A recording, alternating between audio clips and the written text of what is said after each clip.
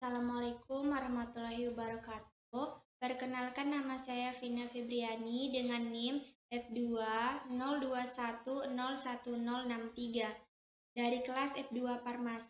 Baiklah, di sini saya akan menjelaskan materi tentang biomembran sebagai gerbang sel, di mana yang pertama yaitu pengertian biomembran. Biomembran merupakan sistem endomembran yang bertanggung jawab terhadap transport molekul dari luar ke dalam sitoplasma atau lumen organel dan sebaliknya. Biomembran terdiri dari membran sel dan membran organel. Membran sel dan membran organel terdiri dari satu lapis, kecuali membran inti dan membran mitokondria.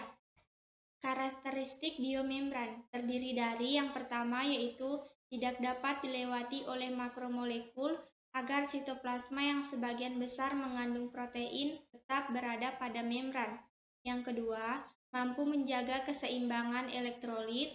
Yang ketiga, mampu melakukan transportasi aktif serta mampu melakukan transportasi air.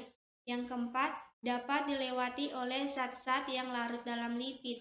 Yang kelima, dapat dilewati oleh molekul yang berukuran kecil. Dan yang terakhir, mampu melakukan invaginasi, misalnya pada proses fagositosis dan pinositosis.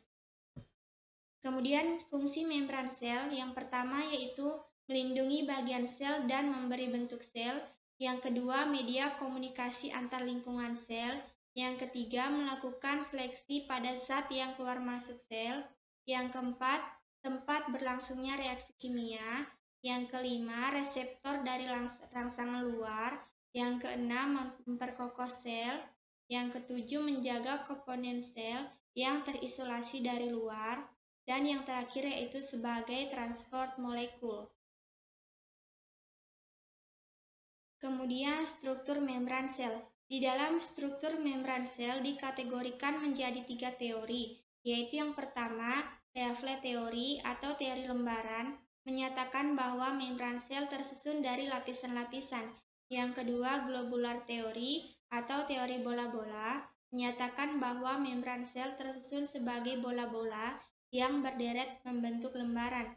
Dan yang ketiga yaitu dinamik teori atau teori dinamis, menyatakan bahwa struktur membran sel dapat berbentuk lembaran berlapis dan dapat berubah menjadi susunan bola-bola sesuai dengan keadaan.